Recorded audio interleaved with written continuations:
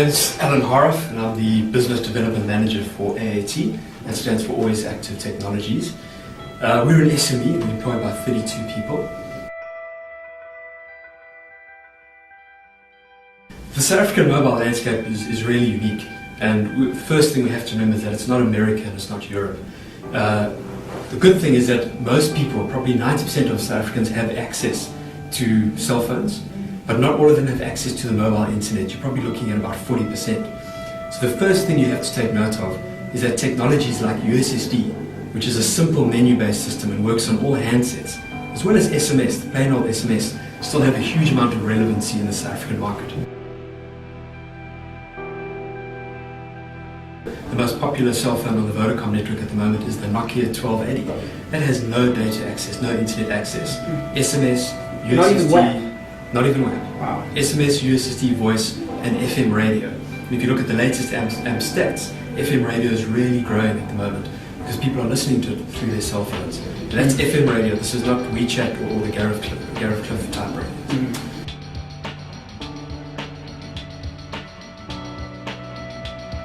I think it's going to happen. It has to happen, and for South Africa, I really hope that it does happen. We just have to bear in mind the cost of data.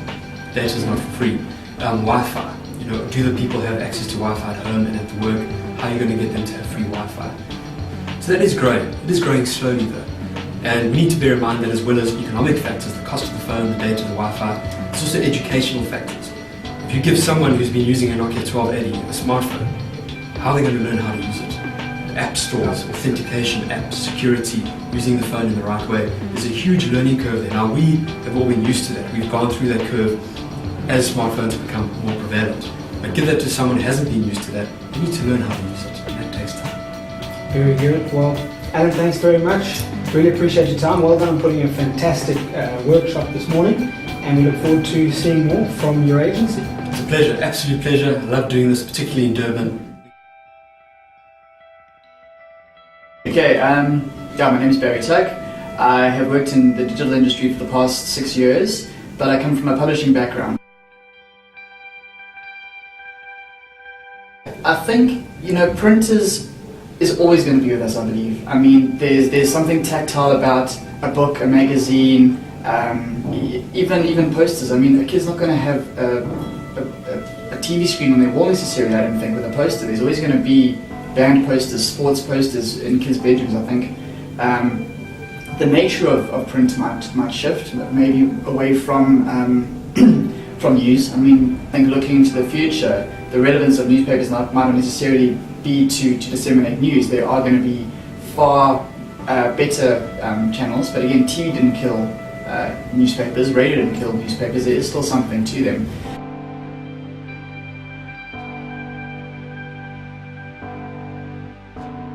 So you really need to invest in great content.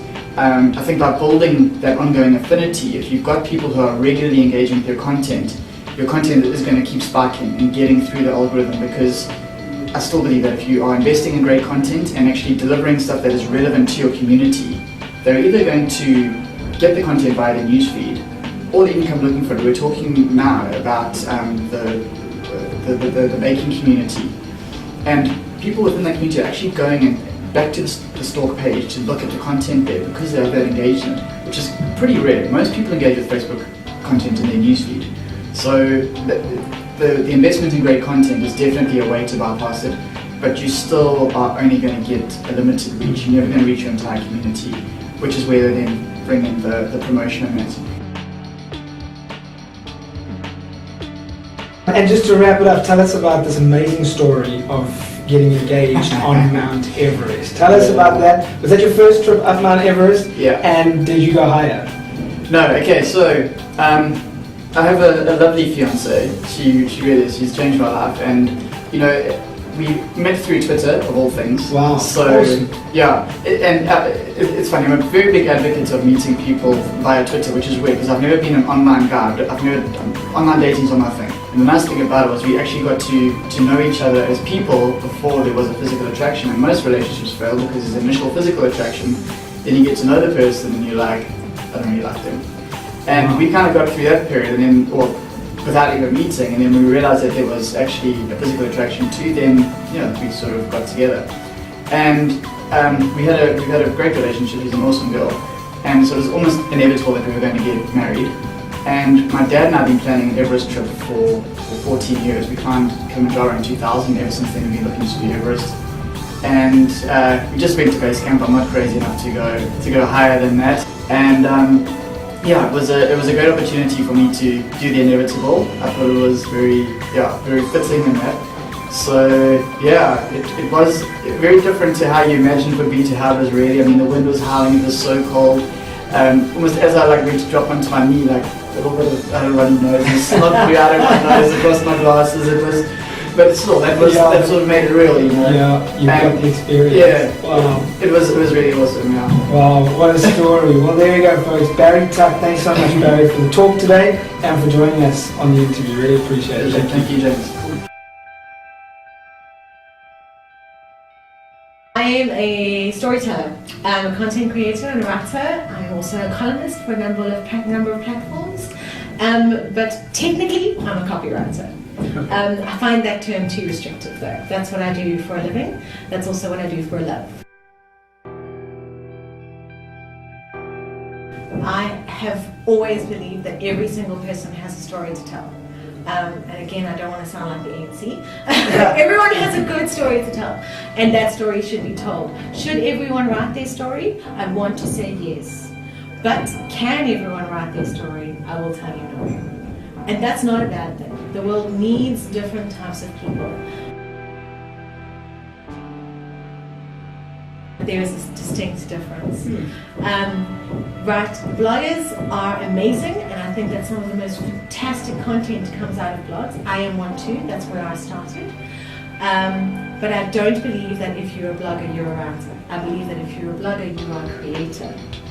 And if you're a writer, you are also a creator. But to be a proper writer, it involves a skill that is learned, and I'm still learning.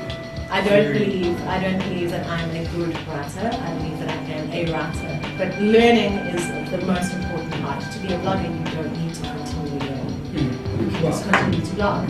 Wow. You can. Be yourself. Engage with people, even if you think they're not going to listen to you. One day someone might. You can't tweet Richard Branson 20 times a day, but you can talk to a South African who you respect. And understand also that if you want to build a personal brand, don't go into it with an ego. And that's why I say be human, because an ego immediately, people can see it from a mile away. I always say to a friend of mine who does ask me questions like this, I say to her, have a bad day. Have a bad day and then have a good day. And gauge yourself. I've had a really bad week last week, and I look back at my tweets from last week and I go, yo, it was tough, but this week is better. And that's because I'm very human online, and I don't have a filter, which is very bad. I can relate. Very bad, no filter, none whatsoever. I learned to have a filter at one stage, but I think I've lost it again. The only thing you ever have to do is tell your story and don't apologize for it. Wow. Wonderful. Absolutely. Thank you, James. Cath, thanks so much. Thanks really so much. Appreciate your time. It's lovely to meet you.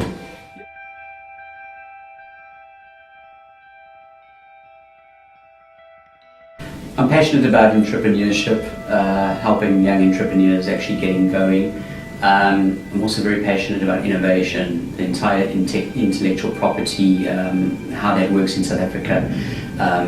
Things around that to me is very interesting, as well as the commercialization of that. But let's not forget the real reason why those things actually interest me is ultimately I like to see businesses starting up for the only reason of creating jobs. To me, that is something that South Africa needs and something that I want to drive as hard as I can. There are more than one way to secure or protect your intellectual property. One is obviously the traditional patents that you go about legal route and you do it. The other way would obviously be with a secret. If you look at Coca-Cola years ago, they had sort of that secret ingredient that they didn't disclose to people. And then the third way is what Silicon Valley seems to be advising right now is just go ahead and do it. which ultimately the protection there is being first to market. So in a way, it is sort of putting yourself on the map as being the first, and by that protecting your intellectual property. Yes, people will copy it, but by the time they do, you are hopefully already established, and people associate you with that specific product. It depends on the space. In the digital space, I seem to get the impression that just going ahead and doing it is probably the best way to do it. However, it also depends on how you want to go ahead with your business. You've developed something, you've invented something. Do you plan to turn it into a business, or do you plan to sell the idea? If you want to sell the idea, then you have to go along the route of traditional patents, because that's the physical thing that you will be selling at the end of the day. I think entrepreneurship is a way of life, and people tend to see successful entrepreneurs with fancy cars and they sort of see that that's where it is. It's not the case. Entrepreneurs are the guys that can say, let's do it, that are willing to struggle, that are willing to do whatever it takes to make it happen. So if you understand that and you're prepared to go through the lows that will ultimately, if you succeed, become highs, then just do it. Funding and all of that, there are many options for funding, and a good entrepreneur will become very creative around that space. The challenge with being stuck in a job is you create this world of stability, and you have this income every month, and you cover your bills quite easily, and you tend to sort of get all the luxuries because you can now afford it. And the thought of putting the luxuries aside and going and doing your own thing is sometimes, I think it hits people's egos quite hard, and they don't want to do that. They don't want to admit that I have to turn the DSTV off now because I'm an entrepreneur. People that can get past that and say, okay, let's go back to basics, let's cut our living costs as much as we can, let's not go out this weekend because I need that money to be able to put it into my business, and my business isn't making money yet. Those guys are the guys that will succeed in the end. So, very good.